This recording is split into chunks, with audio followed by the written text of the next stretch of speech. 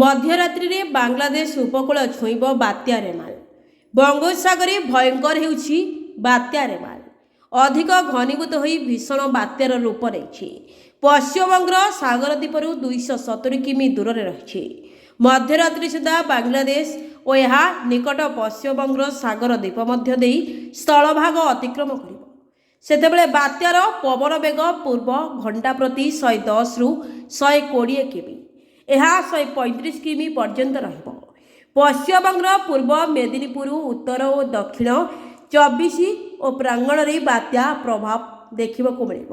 ଓଡ଼ିଶା ପ୍ରତି ବାତ୍ୟା ବିପଦ ନାହିଁ, କିନ୍ତୁ ଉପକୂଳ ଓଡ଼ିଶାରେ ପବନର ବେଗ ବଢ଼ିବ। 40ରୁ 50 କିମି ବେଗରେ ପବନ ବହିପାରେ।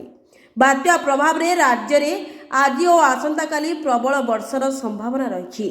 ଆଜି କାଲି ପାଇଁ 4ଟି ଜିଲ୍ଲା ଭଦ୍ରକ, ବାଲେଶ୍ୱର, କେନ୍ଦ୍ରାପଡ଼ା ଓ ଜଗତସିଂହପୁରକୁ ପ୍ରବଳ ବର୍ଷା ନେଇ ୟେଲୋ ୱାର୍ଣ୍ଣିଂ ଜାରି ହୋଇଛି। ସେହିପରି ଆସନ୍ତାକାଲି ପାଇଁ ବାଲେଶ୍ୱର, ଭଦ୍ରକ ଓ ମୟୂରଭଞ୍ଜ ଜିଲ୍ଲାକୁ ଜାରି ହୋଇଛି ୟେଲୋ ୱାର୍ଣ୍ଣିଂ। ପ୍ରବଳ ବର୍ଷା ସହ 40ରୁ 50 କିମି ବେଗରେ ପବନ ରହିବା ସମ୍ଭାବନା ରହିଛି। Bureau report, Odisha digital.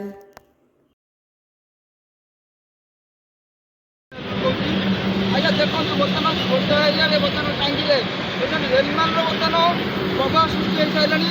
ବର୍ତ୍ତମାନ ଝିପଝିପ ବର୍ଷା ସହିତ ବି ପବନ ବି ଆରମ୍ଭ ହୋଇଗଲାଣି। ଆମେ ବର୍ତ୍ତମାନ ଚାହିଁବୁ କ୍ୟାମେରା ପର୍ସନକୁ ବର୍ତ୍ତମାନ ଏଭଳିଆ ଦୃଶ୍ୟ ଦେଖାଇବା ପାଇଁ।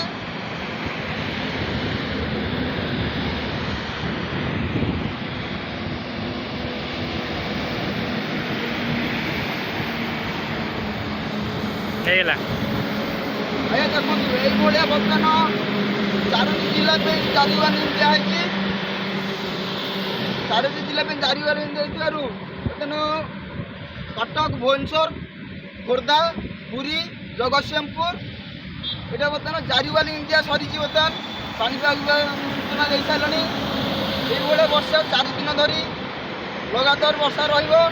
ପବନ ବର୍ତ୍ତମାନ 150 ଦିଗରେ ପବନ ବହିବାର ସମ୍ଭାବନା ଅଛି।